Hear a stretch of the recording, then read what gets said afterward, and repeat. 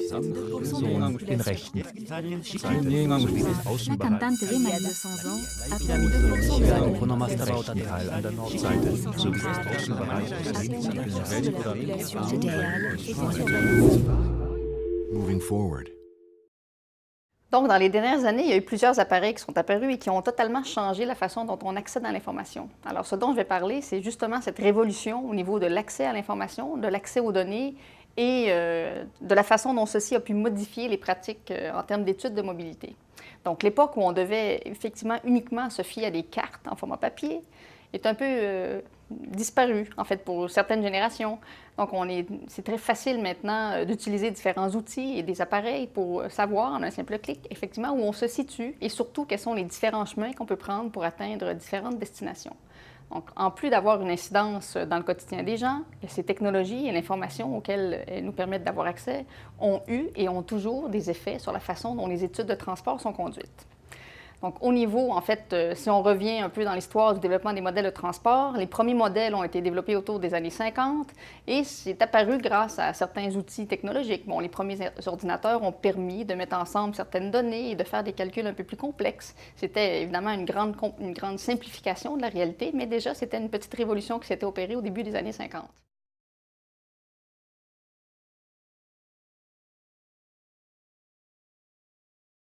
Le monde des transports vit aujourd'hui une autre révolution. On pourrait, bon, c'est la révolution dans l'accès, c'est la révolution dans les technologies qui sont disponibles pour faire les études et ça provient notamment de la prolifération et de la démocratisation des données et des technologies qui permettent notamment de les gérer.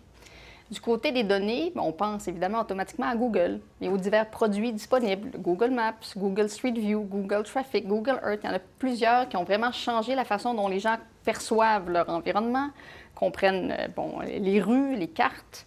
Il y a eu des prédécesseurs à ceci, ou les concurrents, MapQuest, Yahoo Maps. Et évidemment, il ne faut pas oublier toutes les fonctions qui viennent avec ça. On a des cartes, on peut se localiser, mais on a plusieurs fonctions qui permettent de faire des calculs de chemin, d'itinéraire. Donc, il y a beaucoup de fonctions qui ont été imbriquées dans ces outils et qui ont, en plus de démocratiser l'accès aux données, démocratisent aussi la facilité avec laquelle on peut faire des calculs. Du côté des technologies, on pense à ceci, les téléphones, les tablettes intelligentes, les ordinateurs qui sont dotés de GPS, même d'accéléromètres. Donc, ça multiplie les possibilités en termes de collecte de données. Et évidemment, tous ces outils sont branchés sur Internet, sur le web. Ça permet aux gens d'être branchés, d'accéder à l'information et ça permet aussi d'assurer un partage en continu.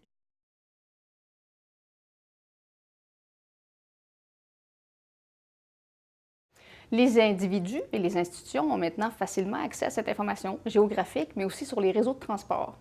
Et l'individu, évidemment, va changer ses comportements en ayant accès à cette information, à l'information sur la congestion, sur les itinéraires possibles. On modifie un peu sa façon de penser, c'est-à-dire qu'il est maintenant au courant de différentes alternatives et il va aussi générer des données pendant qu'il fait ses déplacements. Donc, il peut devenir un contributeur aux données qui sont utiles en transport. Précédemment, les institutions devaient beaucoup investir. Donc, il y a quelques années, avoir accès à des données de territoire, des données d'adresse, des données sur les intersections, ça coûtait extrêmement cher. Et souvent, il fallait les construire nous-mêmes pour que ce soit adapté pour alimenter les modèles de transport. Donc, il y avait beaucoup de ressources humaines, beaucoup d'argent qui était investi pour avoir une base de données à jour. Maintenant, on a une nouvelle opportunité, c'est qu'on peut faire une délégation de ceci. Il y a plein de compagnies qui nous vendent des bases de données ou qui les mettent tout simplement disponibles en ligne. Donc, c'est vraiment une démocratisation. Il y a plein de personnes qui ont maintenant accès aux données, qui en comprennent mieux l'essence, qui vont évaluer, qui vont être plus conscients de l'utilité de ces données.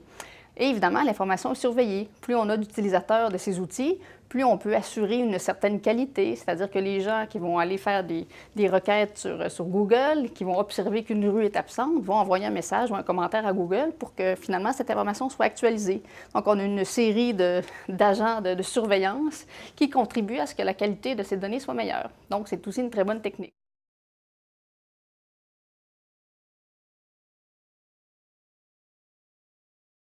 Donc, comment ceci va avoir un effet ou a un effet sur la planification des transports et les études de transport? Bien évidemment, au niveau de la collecte. La première opération, c'est d'avoir des données pour faire des études de transport. L'apparition de ces outils, comme Google et en fait Internet avec toutes ces bases de données sur les réseaux de transport et le territoire, bien, ça a un effet sur le fait qu'on puisse accéder plus facilement à cette information. On peut développer des outils qui vont nous permettre de recueillir par le biais du web des données sur la mobilité des résidents. Donc, dans plusieurs régions, vous avez ces grandes enquêtes ménages qui sont faites généralement par téléphone ou en face-à-face. Maintenant, la disponibilité de ces données et le fait qu'on puisse y avoir accès par le web offre l'opportunité de rejoindre les gens par le biais de cette nouvelle technologie. Et même, on voit que les données en continu, on pense aux données de carte à puce, les données qui proviennent des transactions d'accès au réseau de transport en commun vont ébranler un peu les réflexes qu'on a en termes de collecte de données. Souvent, pour mettre en place des processus de collecte, ça prend encore une fois beaucoup de ressources, beaucoup d'argent et on obtient des données finalement 1 an après que l'opération soit terminée. Elles sont pratiquement désuètes. Donc, le web et la disponibilité des plateformes comme celle offerte par Google qui combinent à la fois des données de référence, des fichiers, des fonctions de calcul, ça facilite le développement de ces outils de collecte. Et l'autre élément intéressant, c'est que ça peut être transposé plus facilement d'une région à l'autre parce que Google offre permet d'avoir une couverture qui est beaucoup plus complète que celle qu'on obtient quand on s'intéresse particulièrement au territoire.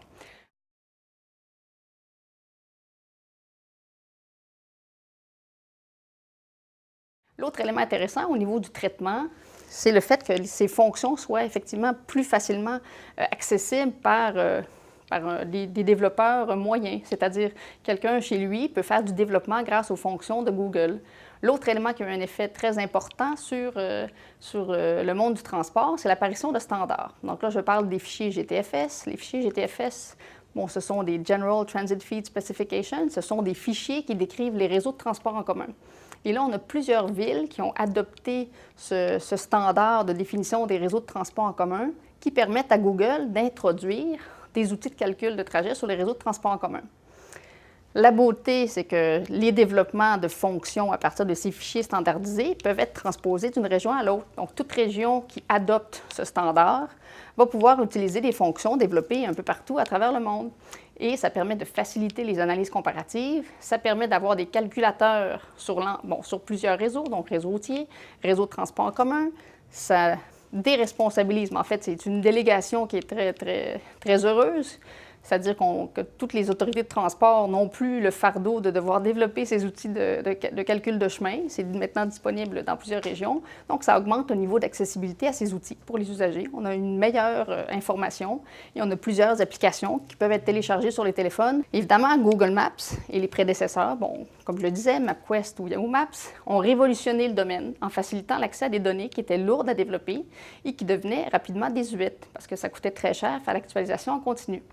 Et ils ont développé beaucoup de fonctions qui permettent aux individus d'accéder à des données qui étaient avant impossibles à trouver. Évidemment, toute belle chose a ses mauvais côtés. Google demeure une entreprise et on ne peut pas nécessairement exploiter les données ou les outils tels qu'on voudrait bien le faire. Google garde un certain contrôle sur l'utilisation des données qui est faite.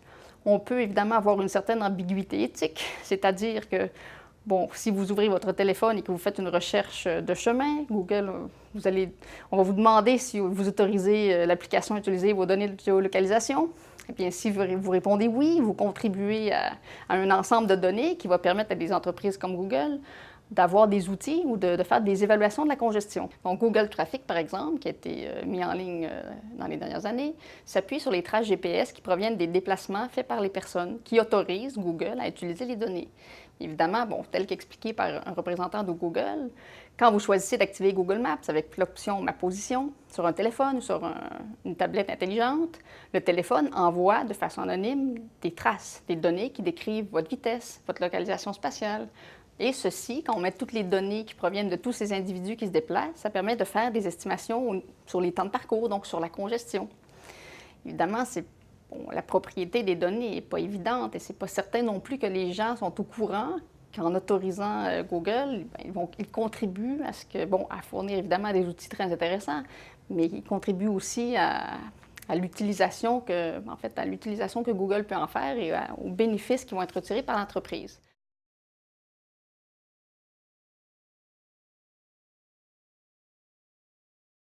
On a vu apparaître évidemment d'autres types d'outils qui sont ouverts et publics. On peut penser à OpenStreetMap. Donc, c'est un autre outil, c'est un site Internet qui va s'appuyer sur les contributions d'un peu tout le monde. Donc, c'est, je dirais, l'équivalent de ce que Wikipédia est au niveau encyclopédique. Mais ce sont des informations sur la géographie. Donc, à partir de ces sources ouvertes, là, il y a de nouveaux développements qui se font, il y a des fonctions qui sont développées. Alors, on réplique grosso modo ce qui est disponible sur des sites comme Google, mais à partir de données ouvertes et pour lesquelles les possibilités d'utilisation sont totalement dégagées de toute licence d'utilisation. Évidemment, on pourrait penser que ces sites ouverts vont générer du chaos ou des données qui ne sont pas parfaitement représentatives de la réalité, mais ce n'est pas ce qu'on a vu. Effectivement, Wikipédia le confirme, le contenu est assez représentatif et il y a même des études qui montrent que c'est à peu près équivalent à ce qu'on trouve dans l'Encyclopédie Britannica. Donc, la contribution de tous, et on appelle ça le crowdsourcing ou en français l'externalisation ouverte.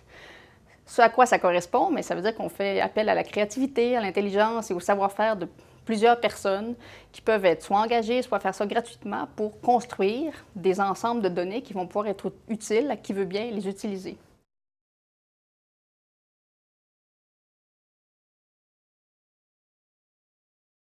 Donc ça aussi, c'est une révolution. Donc on a vu l'apparition de ces grands sites, des grandes fonctions qui ont permis en fait à plusieurs d'avoir accès à des données qui avant étaient très chères à construire.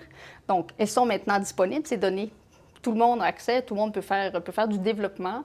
Alors le défi maintenant n'est plus d'y avoir accès, ça a souvent été un frein, ce n'est plus le cas, mais c'est vraiment de les exploiter de façon pertinente. Et la quantité de données disponibles est multipliée. Donc ça permet évidemment d'avoir une meilleure compréhension de la complexité des comportements. Si on a des données pour tous les jours de déplacement, on arrive à bien comprendre la variabilité, on arrive à avoir des données très actuelles, comprendre quand est-ce que les nouvelles routes sont construites. Mais évidemment, ça amène beaucoup de défis au niveau du traitement.